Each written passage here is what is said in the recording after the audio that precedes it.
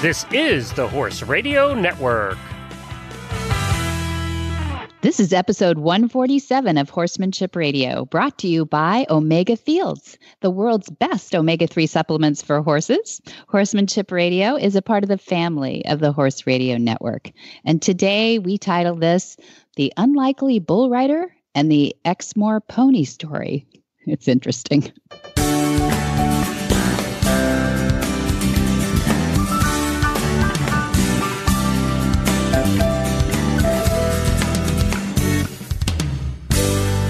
This is Debbie Laux, and you're listening to the Horsemanship Radio. Thanks for joining us. Horsemanship Radio airs on the 1st and the 15th of the month, and I have my Jen on the line, and I have Glenn on backup. How are you?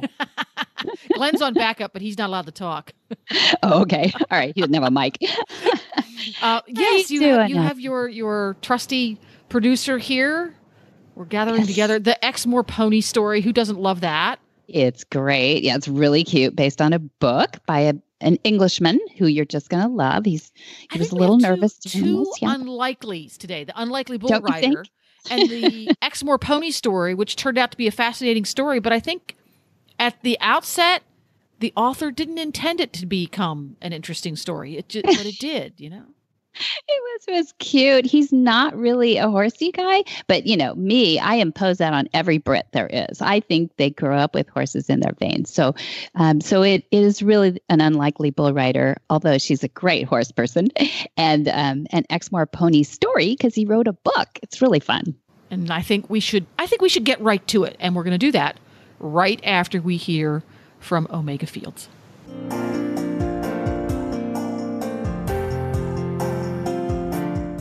Hi, Joe Camp here to share about Omega Fields.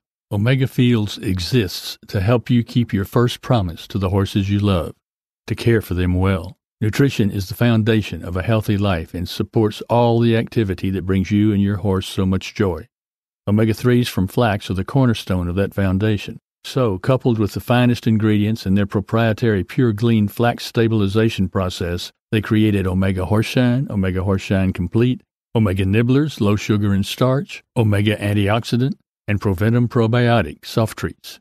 Thousands of horses are experiencing a vibrant life with the help of Omega Fields products, including all of ours, a part of helping you keep your promise to your friends. Nutrition for a healthy life isn't just their slogan. It's their purpose.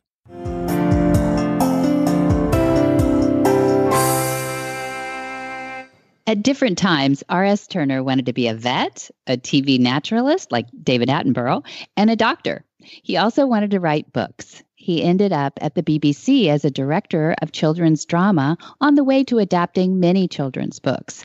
After years of working in children's television, he wrote this story based on his own family's almost Exmoor pony. Well, welcome, R.S. Turner. We'll call you Roger. Is that okay? That's fine.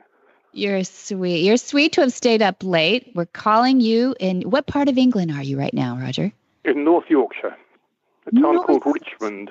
Yeah, and will have tourists visited your little community there, or is this kind of off the beaten track?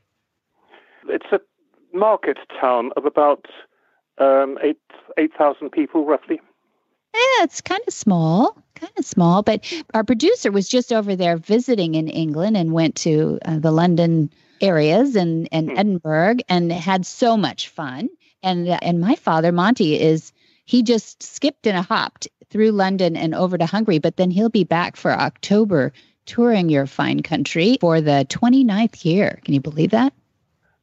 I know. It's a long time since he first came over here. Yeah. Do you remember that? Is your horsey background, I know that you're a horse husband, we'll call you horse husband, goes back. Horse father, really. Horse father, that's better. Yeah. I like that. That's true. It's your kids that are into it, yeah? And do you remember when sort of join up kind of came on the scene and started to become a thing in England? Well, I was first aware of it, must be about 10, 12 years ago, as recently as that. But I was very impressed by it. We were introduced to it by a woman called Sarah Kreutzer, who I think had trained with Monty. Yes, absolutely. She's a certified instructor, which is an elite group. Yeah. Yep. And as I say, we were very impressed. We had a problem horse who was an ex-racer, and she really hated going in transport of any kind.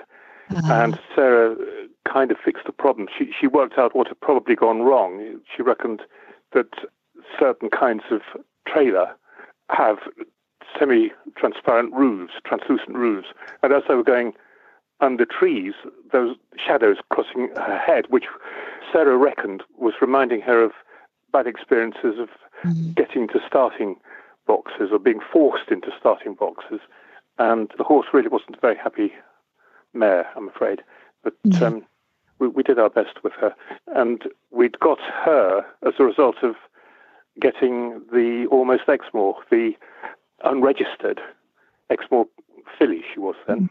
Yeah, little Sunny. So so that is so interesting. So there's transports that have sort of translucent materials or something on the top. That would be kind of disconcerting. I never thought about that. Ours are mostly closed other than windows on the side. But if she had a bad experience going into a starting gate, which is sort of a translucent top, if you think about it, at the races, that would be a little bit of a we call it PTSD or PTSI over here, post-traumatic experience for the poor dear. How kind of you. Was it a rescue or was it just an off-the-track adoption kind of thing? Well, as I say, we'd got the Exmoor pony, Collie, she's called. And we had her at stables very near where we live in Richmond. And somebody else had the other horse, who we called Bonnie. She was a flea-bitten grey mare, as I say, an ex-racer. And the owner seemed to be having difficulty with her and was talking about selling her. And my daughter fell in love with her and felt she could do something with her, which had already fallen in love with the Exmoor as well. And it seemed a good idea for us to kind of offer her a home. And we did our best with her. You did. We hung on to her for a few more years. I mean, she wasn't young when we got her, and she got terrible problems with her feet in the end, and that was very sad. I mean, we couldn't keep her anymore after that. It wasn't fair on her. Gotcha. Yeah. Well, I mean, I just think it's so cool that you have written about an Exmoor and that you have written about your experiences. I think it's probably hard for people to understand how horsey your culture is in England compared to ours, because we're around horse people all the time. So we think we kind of have a horsey culture. We tend to, be in that environment here. But when I go over to England, the extension of horses in every family and community is much greater than here, I think. Do you know that? I've always thought of America as being very horsey. Isn't that funny? I mean, you have the whole Western background. You have the whole Western riding thing, which we have a little bit over here, but not massively. In the area where we live, there are a lot of yards, livery yards, where people keep horses. And there are some areas where this is true, and there are some areas where you can go for miles without seeing a livery yard. It depends where you are, I think. If you're in London, there are certainly some places around the outskirts where you can keep your horse. But it's not a lot of people I'd thought in London who had their own horses. I don't think people in this country are actually, in practice, very horsey. I think they like horses, and they're interested in betting on the Grand National, which is one of the biggest races in this country. Right. And they're also interested in things like Horse of the Year show when it's been transmitted on television, which is show jumping and so on, and horse racing generally, which gets quite a lot of television time. I don't think many people out of the whole population really know much about horses. Well, I'm glad you're helping out. Yeah, but I'm glad you're helping out. So what age do you think this book is designed for? It's called The Almost Exmoor. Exmoor is spelled Exmoor, like the Moors, yeah? Absolutely. There's a large area called Exmoor, which is in southwest England. It goes over Devon and Somerset, two of our two counties down there. It's on the border, as it were. And that's where the Exmoors came from, the Exmoor Ponies. Yeah, we'll talk a little bit more. I'd like to hear a little bit more about those. So I enjoyed reading the book. But and I'm not 9 anymore. But what did you? Who did you write it to? Do you think when you were writing it? I was certainly writing it for children aged between about 8 and 12, roughly. Okay. And when I'd finished writing it, it came out as suitable for 8-year-olds in terms of the vocabulary and the way it was written, the complexity of the sentences and so on. But I think the actual story could be of interest to anybody, almost anybody at all who's interested in horses. Maybe people who don't have a horse but would like one. One kind of person I thought might be interested in reading this book would be somebody who would like a horse but hasn't actually got one.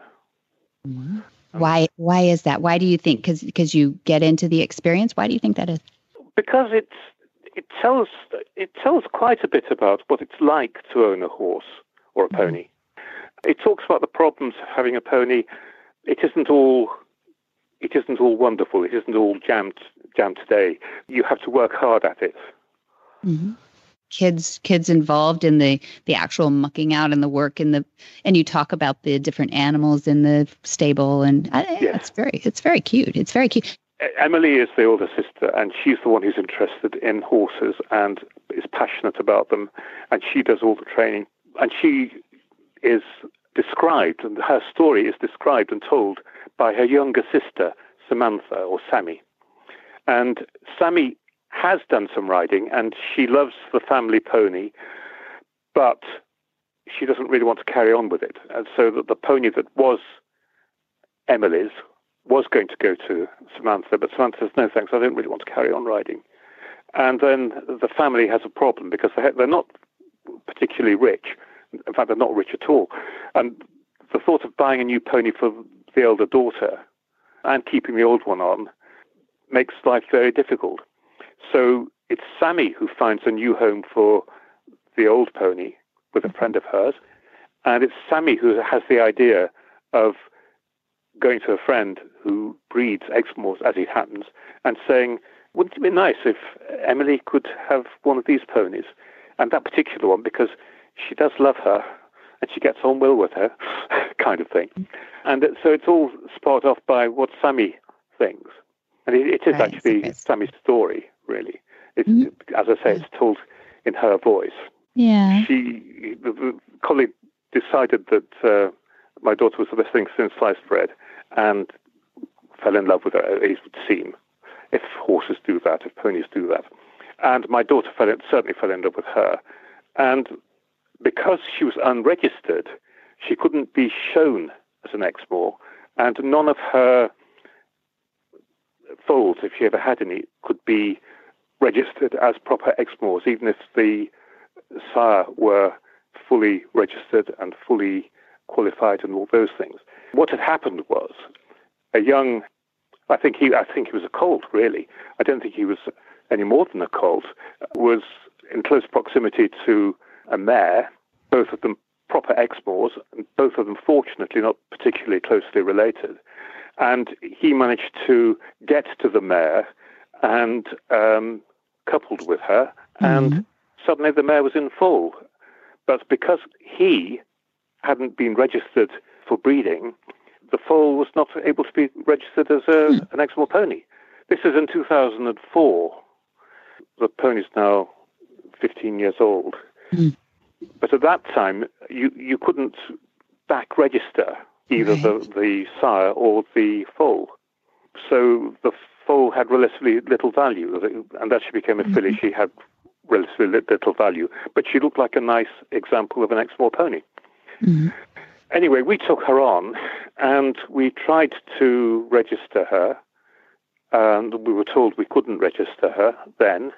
This was 2006. And we just took her on and trained her, brought her on, my daughter doing most of all the work, really, at that stage. In about 2015-16, we were aware of all the developments there'd been with genetic testing. And we thought, this is ridiculous. We've got a nice Exmoor pony. Why can't we get her registered? Exactly. And we went back to the Exmoor Pony Society, and they said, well, okay, if you can go through the DNA tests, and we can test the sire, and we can test the mare, the dam, who is her mother, then that works out all right. And if Collie's own genes test out okay, and if she can be inspected to make sure she conforms to the Exmoor type, then she can be registered. And this process is described in the book in part 2, really. And that's very, very closely based indeed on what actually happened to our pony with all the delays.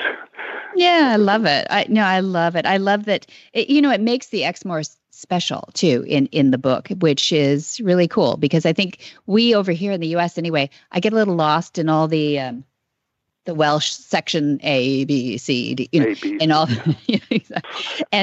And the Exmoor is such a cool breed just because it's so close to, in what I've read, it's so close to ancient. And I know that you have a little spot. Yeah? Tell me about that. Well, that was always the story.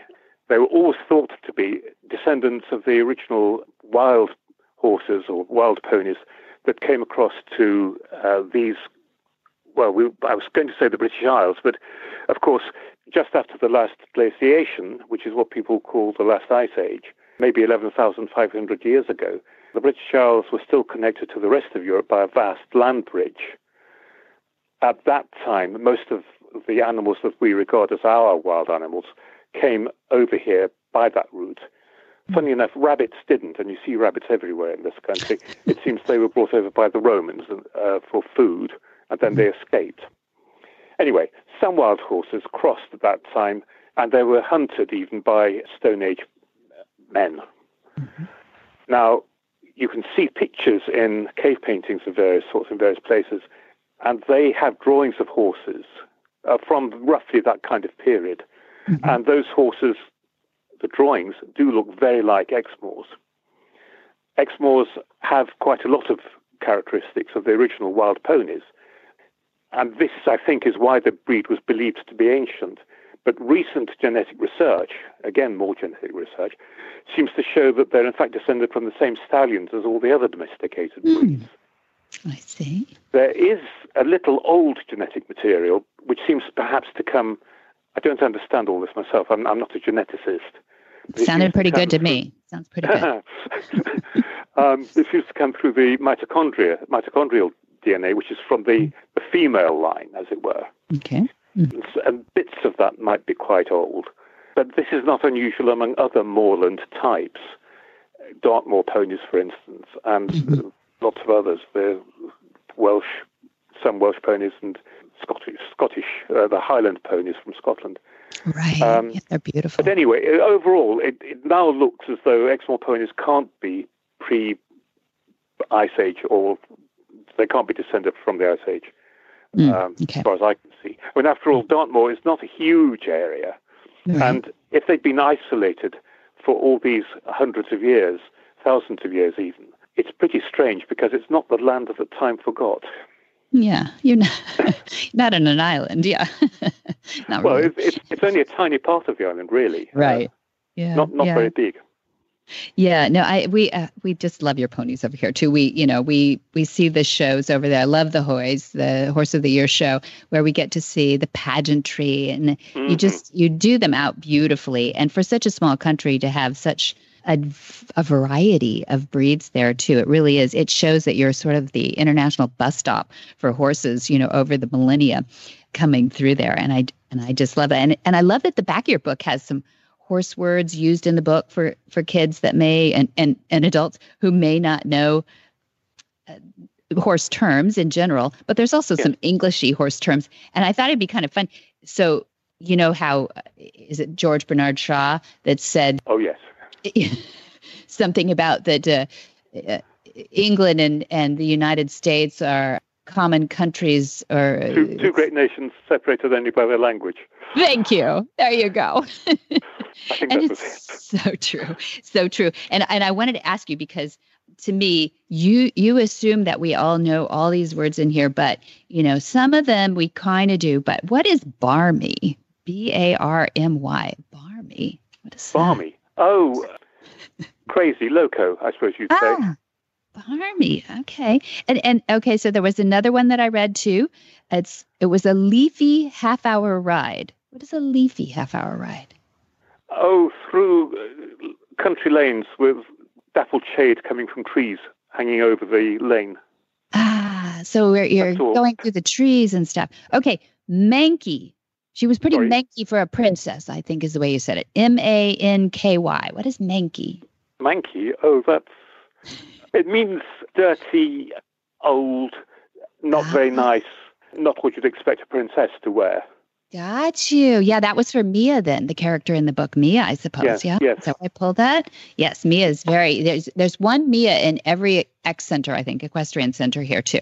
There's one Mia who's got the best horse, the best clothes, and she knows it, and the horse knows it too somehow. I'm not sure how that works, but I love your character development in this. I think it's really good. And funny little things like even we say, I'm going to go blanket the horses. What do you say? Rug them. You rug them. You put rugs on top of them. I mean, some people over here know that, but not everybody does. So it's kind of fun. I felt like I was reading another language book. It was I'm sorry. No, I loved it. My last book was all about television production, and I tried to make that intelligible to both sides of the Atlantic, because I know in television you have lots of different terms for stuff we have.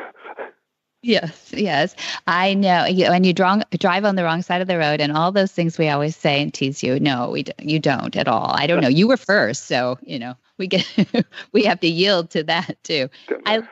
Yeah, no, it's true. And I love your knowledge of the history too, and of the Exmoors, and that you put a little bit in that, just enough to whet a young person's appetite, maybe that they might want to know more about it.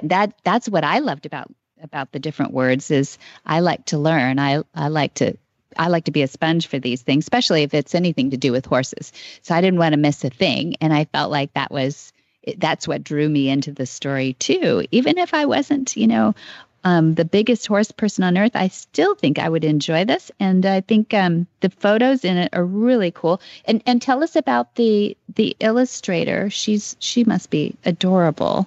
Daisy May Collingridge. Daisy May Collingridge, yes, indeed. Well, that was slightly odd. In the middle of town, we have an art shop. They sell pictures and cards, greetings cards, jewellery, pottery, things like that, all handcrafted. Mm-hmm. The cards aren't handcrafted, but they're designed in small batches. They're not the sorts of things you'd find in the big supermarkets. And I went in there. I know them quite well. And I was looking at some of the pictures that they had on sale and prints. And I asked the owner, this is the Showcase Gallery in Richmond, I asked the owner, Lulu, if she knew any cartoonists or people who drew cartoons and were good with animals. Mm. And she said, well, there's this one, and she showed me some pictures by Daisy May, and they are amazing pictures. Mm. Even you can look them up. Look up Daisy May Collingridge at dmcillustrations.com. Nice. DMC, that's M for May, and D for Daisy, and C for Collingridge. dmcillustrations.com. Right. And if you look at those, they are really eccentric pictures, but all very clearly animals with character. Mm-hmm. She shows pyramids of them, sort of horses sitting on top of goats, sitting on top of monkeys, and monkeys sitting on top of horses, and so on. And you think, how on earth did they get like that? What are they doing there? There has to be a story there. Anyway, I asked her if she'd be prepared to do some drawings for me, and she said she'd never done a book before. She hadn't done book illustrations. Nobody had ever asked her to, and so she thought she might give it a go. And frankly, this is self-published, this book, and I haven't got to one of the big publishers. And so, well, it's on Amazon. It's on Amazon, so people can grab it. It's really fun. Oh, people can grab it off Amazon, indeed. And in this country, certainly some of the big bookstore chains are advertising it as well. And I wouldn't be surprised if some of the other flyers in the States have it too. But, I mean, the thing is that it wasn't a big publisher, is the point, who have a budget for illustration and so on. And she did me a nice deal, let's say. So she was very kind to me like that. And I think she managed to capture the Exmoor, our Exmoor, extremely well. You've got the photographs, as it were, for the real part of the story. And you've got the pictures for what one of the characters is imagining, because it's told in the first person by the younger sister, who is less interested in horses than Emily, who's the one who actually does the horse training and does the join up and all those things. Right. No, it's a great story. And how do people find out about you, or how do they get the book? If they go on Amazon, do they just put in the Almost Exmoor and and they'll find it? Okay. Yes. By R.S. Turner. And do you have a website or anything that people can get a hold of you if they wanted to know more about the author? Mm-hmm. www.thealmostexmoor, all one word, TheAlmostExmoor.co.uk.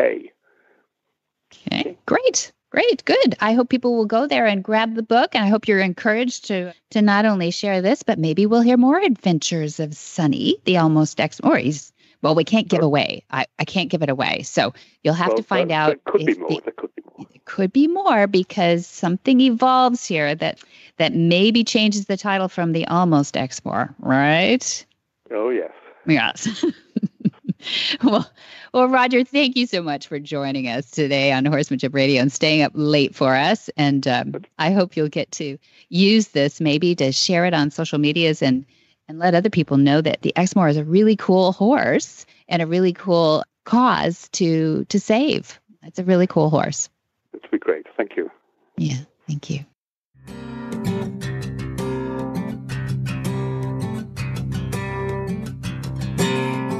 Cavallo Horse and Rider offers a wide range of innovative products that provide comfort, protection, support, and value for you and your horse. Cavallo's easy-to-use, economical, and effective hoof boots are available in 3 styles and 6 sizes to fit your horse's hooves and your riding style. Cavallo's got your back, too, with their Total Comfort System saddle pads for English, Western, and Tucker saddles.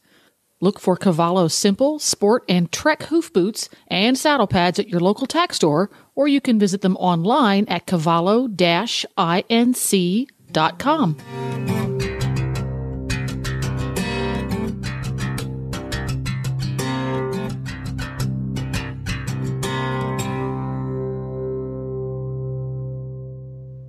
Laura Moore, a 33-year-old Moscow resident who coaches the Washington State University equestrian team, stopped in Spangle, Washington in August with her husband, Cody Moore, and noticed a flyer advertising a mechanical bull world championship held in the small town along the U.S. Highway 195.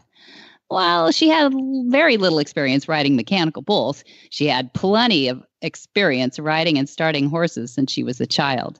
Growing up on her family's equestrian facility in Woodinville, Washington, Laura rode all the unruly school horses and was coaching by the time she was 16.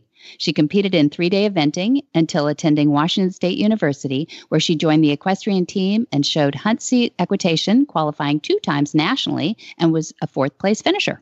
Well, welcome, Laura Moore. I'm so happy to have you on the phone today. How are you?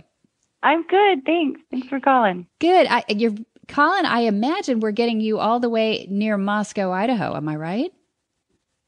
Yep. Yeah, Moscow, Idaho. That is so much fun. So I lived not too far from there. My husband grew up from there. I've been to the Appaloosa Registry office there in Moscow, Idaho, which is pretty impressive. And of course, Washington State University for years. And I'm excited to talk to you a little bit about that equestrian team and what you've done there, and that you grew up in Washington State. So you're very, you're Wild Wild West, but you're an English riding girl. I want to get to that. But before that, you entered something very, very fun, and you have a great story. And I'd love to hear what you did in August that some horsey girls never get to do, and they should. I know. Oh, man, it was so much fun. I entered a mechanical bull riding. It was the world championship. Yeah. And anyone could enter. Good. But there was, I just saw a flyer and on our way home from camping in Spangle, Washington. Of all said, places. $10,000. Yeah. Of all places, we just stopped to eat at the Harvester. And That's great. yeah, there was a flyer. So I saw that and thought, well, that'd be fun. Might as well give it a shot. Mm-hmm. So you put it in a calendar, from what I understand, like in your Facebook calendar, your husband's. Or something. No. Okay. So yeah, my husband, I have 2 kids. So we stopped to eat at that restaurant and we saw the flyer and, kind of joked about entering and thought, there's a $10,000 prize. So why not? And maybe I should. But then 2 weeks went by, kind of forgot about it. But those Facebook reminders or memories that pop up.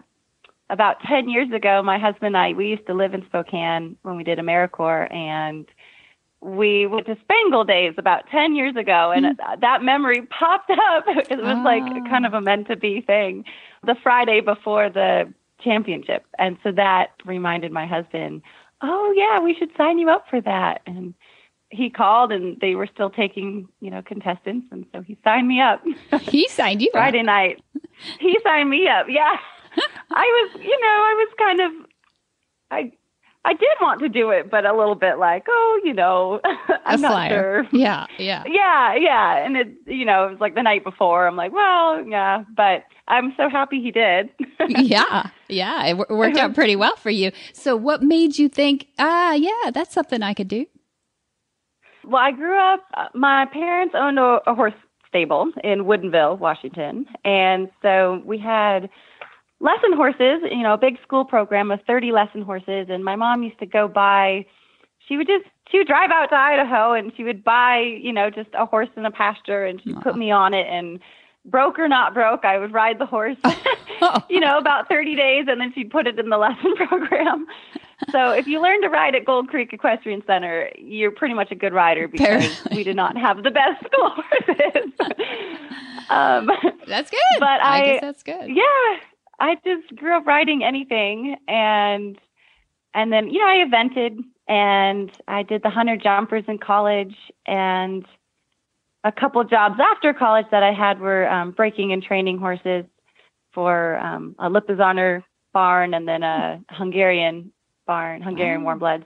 So I've stayed on my fair share of bucking horses, Sure have. rearing horses, so. Yeah. So I felt like it's a mechanical bull. It's not a real bull. I can do this. Yeah, it's kind of cool. They put a big sort of blow up, enclosure around you too, right? We'll put a photo in the show notes, but it does look like if you fell off, if you're not going to hurt yourself too bad. No, you bounce. Yeah, it's definally. Yeah, it's like a bounce house. That's what much it's like. worse.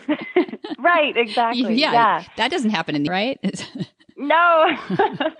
So I wasn't afraid at all. I was more just not sure what to expect. Like it says World Championships, you're kind of like, is this going to be a very serious event, or am I going to make a fool of myself? Well, how they come are up with, most people like me? Yeah, $10,000 though. I mean, $10,000 sort of puts a line of demarcation in there, right? Somebody's going to show up that's serious, right? Yes, and when I showed up Saturday morning, my husband just kind of dropped me off to check in, and you have to do this meeting and, on the safety rules and stuff. And when I was sitting there, there was, a cowboy, in his hat and his rope and his Carhartt, and he even had his, bull riding padded vest and chaps and, I think he was stretching and doing some push-ups. And I was like, okay, so this is serious. And I started talking to some of the other guys that wanted to just come down from the North Idaho rodeo, the night before bull riding. Another one was a rodeo clown, but had ridden bulls. And so then I was starting to get a little nervous. I'm like, oh no. You came prepared with your painted toes? Is that what? Yeah. I got my pink toenails and my English riding pants. You looked perfect. Yeah, I wasn't yet. The after my first ride, the other cowboys were talking about my yoga pants, that maybe it's the yoga pants that is why I'm staying on. It's sticky of pants. Course. Yeah. Well, that's what was one thing that was kind of fun to follow your story. Although I want to hear it from you because I'm not sure. I'm a little disjointed on what happened first. So there were about 21 riders that signed up. Am I right? 24. Ooh, yeah. Okay. 4 were women. 4 were women. Okay. 4 were women. And one was actually a prior equestrian student that I'd coached at WSU. He lives in Spokane. How fun. How cool is that? So one of your students. Yeah, she showed up to ride. She actually finished 4th.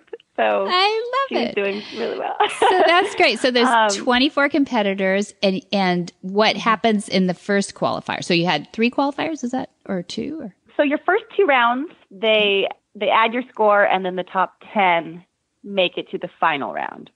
And they're adding your time before you fell off? Is that what it is? Yes, yeah, it's just by seconds, just how long you stay on. Okay. What were your first 2 times? And I was 33 seconds and then 35 seconds. Okay. And I was in 3rd going into the final round. Really? Now you have how many left then in that round? 4 riders? The final round, they took the top 10. Top 10. Okay.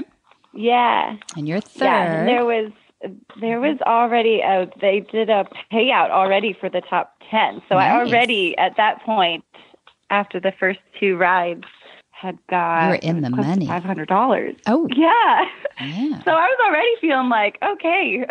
I got dinner at the Harvester covered now, right? Exactly. Yes. And did you feel you were gaining some confidence then? I'm in 33 and 35. You're sitting, pretty. Yes. Yeah. Let's see, the second, where is it? The second I was trying to pull up.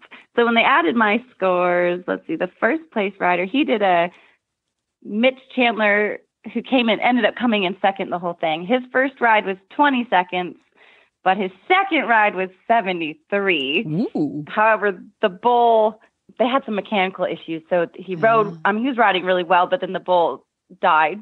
Oh, turned no. off. So then they had to start his time again, and then turned off and started time again. So I'm not sure how they'll work through those things, I'm sure, in the next competition, but it was still a good ride. All right. And then, that's really good. Yeah. So 73, he got to pick his highest time probably or something, right? Yeah. Well, they add them together. Right. So but then, I mean, So in the final round, you held on for how many seconds? For 57 seconds. Wow. That is amazing. So now, did you have to wait for, did you know that you had won it at that point, or did you have to wait for others to finish? No. Yeah. So they did it in reverse order. So I had 2 more people after me. Oh. Yeah. So one being Mitch. And so at that point, when I was on the bull, because I'd stayed on for 35 seconds, and then I was like, well, this feels like a long time. I've been riding this bull a while. I'm doing pretty good. And so when Mitch came on, I was like, oh, well, he had 73 seconds. He's probably got this. And he ended up riding for 52 seconds and then fell. And I was it was really just nail biting down to the end. That's only 5 seconds. Yeah. Or he was 52 seconds. Yeah. Amazing. So, and you got 2 women in the top 4, I think you said. Yep. Is that right? That is amazing. And what I loved, some of the stuff I read about the gentleman that put this together was not a youngster, quite experienced in horsemanship, and that he was sort of excited to do this co-ed because he thought you could. So tell me about him a little bit. What a character.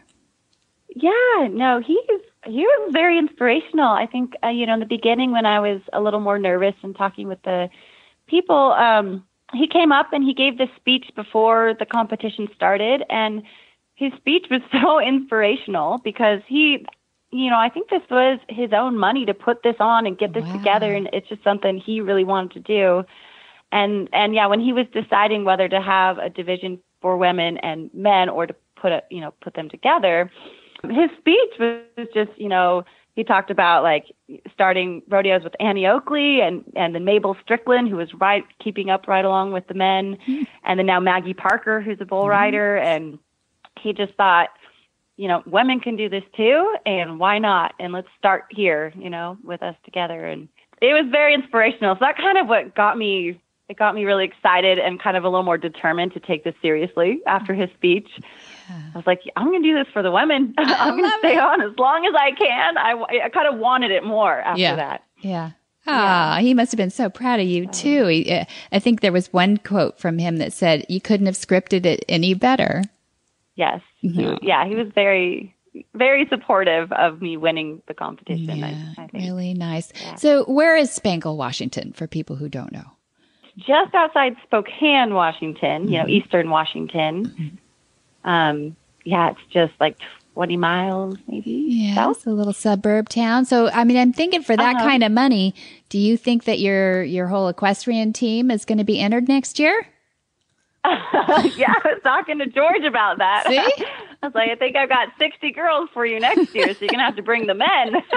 That's right.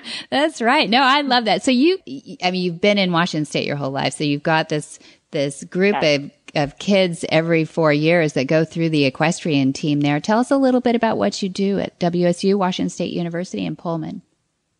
Okay. So I was on this IHSA, so the Intercollegiate Horse Show Association. Mm-hmm. There are teams all around the country, and it's 100 jumpers is what we show. So equitation, jumping, and on the flat. I'm the English coach, and we also, through IHSA, have a Western coach for the team. But we travel around, in our region and show against colleges here in Washington and Idaho. We actually have some in Canada in our region. Wow. And then, we have our riders qualify, to go to zones, and then the top two will qualify for nationals. So I rode on the team when I was in college, and it's student-led. I'm just the coach. The team it's a club, so it's student-run. Mm-hmm. So it kind of disbanded after I graduated. And so when I moved back in the area 7 years ago, some of my best friends are girls who were on the team, have the same interests, in college. And I just thought, I'm going to get this going again. And so I was teaching a couple lessons to some college girls and told them about how there used to be a team and got them to put in all the applications and get it going. And so now I just kind of keep it going year after year. Oh my gosh. Well, that is amazing. I'm so glad that you were inspired to keep it going. I can't believe that WSU even let that drop. But, it just shows that a little energy and a little excitement from one good person can make all that happen. And I love what happens at the college level in that, it enables riders to adapt while competing on different types of horses, right? Because you use the... Yeah. I very much think that I can give some credit to my bull riding experience riding IHSA because you're just catch riding. You're just drawing a horse and you get on right before you go jump your course. You don't know the horse. You don't know anything about it. You just have to get on and go. So you have to be a very adaptable rider and obviously a very effective rider to get on different horses that you don't know. See, there can win you a lot of money in mechanical bull riding. Of course it can. And that too. I love it. Well, we are definitely going to follow this next year. I do hope that, is it George Chica? Is his name that we're George Chica. Yep. Okay, good. He is hoping to run this again next year, so either in Spangle or Pullman Moscow area even. Oh, wow. Wouldn't that be fun to get the college people out there too and enjoying it? Yeah. I just don't see a lot of mechanical bulls out there in Los Angeles and other places. So people are going to have to travel and come see your area and meet you. And I think you're an inspiration. I know that George is an inspiration to everybody. I'm so glad that he thought of this and put up the money for it. It's a great way to show that men and women strength and horses, I think we're taking over the world. I don't know, Laura. I think the women can do this. There's more pretty women. Acrobatic. Pretty acrobatic. And I think there's just a lot of women in horses too. So, we're overwhelming them with numbers too. And I'm really glad that you're out there leading the future of horsemanship forward. Yeah. It's been a lot of fun, especially getting all the excitement from this story. I'm hoping to keep spreading the word and getting more people to come do this. Oh, well, good. How do people follow you? Do you have a social media site or anything where people can say hi? Oh, God, I hadn't even thought of that. I mean, I'm on Facebook. Yeah, that's good. But yeah. I don't have a Twitter, actually. Facebook's good. So you're Laura Moore at Facebook, or do you have a equestrian? Okay. Yes, Laura Moore. On Facebook. With Bagby is my maiden name. Yeah. Okay, Bagsy. And look her up on the results of the WSU equestrian team, Washington State University in Pullman, Washington. And good luck to you. Follow up. If you've got any more stories like this one, let us know. We'd love to actually highlight you too as often as we can, Laura. All right. Thank you so much, Debbie. Whisper the language of the herd. Listen, you don't have to say a word. It's time for Jamie Jennings to fetch an email from Monty Roberts' inbox and share a morsel of Monty's wisdom in a little segment we like to call Ask Monty. Leave this world a better place than mine. The magic in the language. Dear Monty, do you recommend martingales, draw reins, tie downs, or chambons? Monty's answer. I would like you to think about this answer carefully. I am being asked here for an opinion on equipment that is fully extrinsic. I believe that a horse properly trained by my methods virtually never needs one of these. If I were asked if I have ever found them to be helpful, I would have to answer honestly that at one time or another, I might have found all of them to be helpful. It is difficult ever to say never, but the need for extrinsic equipment, that is, equipment which forces the horse to do it, should be used very sparingly. If you get your methods right, you almost never have to use it. For more of these insights into good horsemanship, go to www.montyroberts.com and click on the orange banner that says Get Free Horse Tips. Hi, I'm Monty Roberts, and I'm dedicated to training horses without pain. You can learn to do it too on my Equus Online University. Western, English, the beginner, or the advanced rider. It doesn't matter.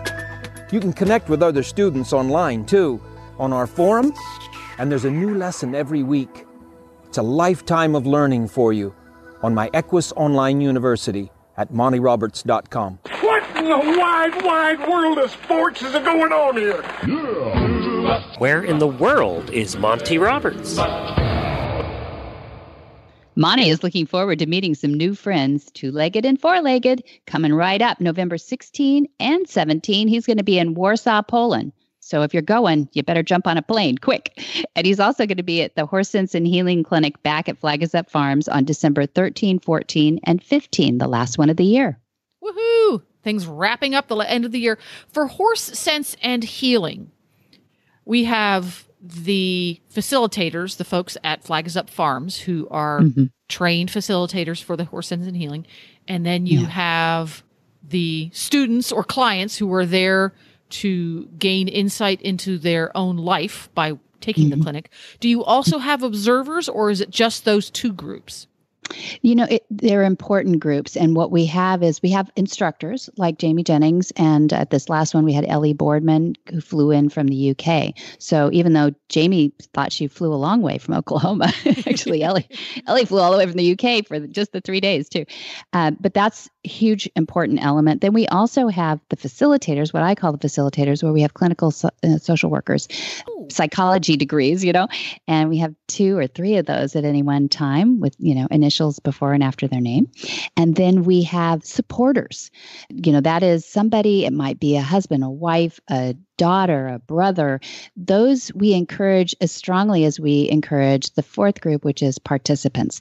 So the participants are hugely important. Well, I've got to count the volunteers in there too, because the volunteers are generally trained in motivational interviewing, and we do a little bit of training on our volunteers so that not only are they good horse handlers, but they're also very good listeners and good, they start the conversations and they let the participants go ahead and process what a join-up does for them. So it's got a hugely important several categories of people that come to this. It's a fascinating program that you've got going. So if Horse Sense and Healing, which is using horses to facilitate the healing of persons with post-traumatic stress, whatever the cause, if that is a topic that fascinates you, I would encourage you to contact Flags Up Farm and see if there's a way that you can help contribute to that, because I think that would be great. And you can contact Flags Up Farms by going to montyroberts.com. All the contact information is there. Or you can give them a call on the phone, and that's 805-688-6288. And again, if you didn't get that number, you go to montyroberts.com, and that's there too. And for details about today's show, go to horsemanshipradio.com. That's where you're going to find all of the episodes of the Horsemanship Radio Show. And you're going to find links, photos, and more information about guests from every single episode. This one happens to be number 147. And we love your feedback. Follow Monty on Facebook by typing in Monty Roberts and clicking on the official Monty Roberts page. You can follow him on Twitter at Monty_Roberts and the same on Instagram. Go out and get the app so you don't miss any shows. Help your friends get the app for your iPhone or your Android. Go to your app store, search Horse Radio Network, download it today. It's easy. We're everywhere. And many thanks to our sponsors, too. That's Cavallo Horse and Rider, our title sponsor, which is Omega Fields. And then there's Monty Roberts University. These guys are very loyal. Please support them. And be sure to visit all the other great shows, too, on the Horse Radio Network at www.horseradionetwork.com. Until next time, have many happy horse hours.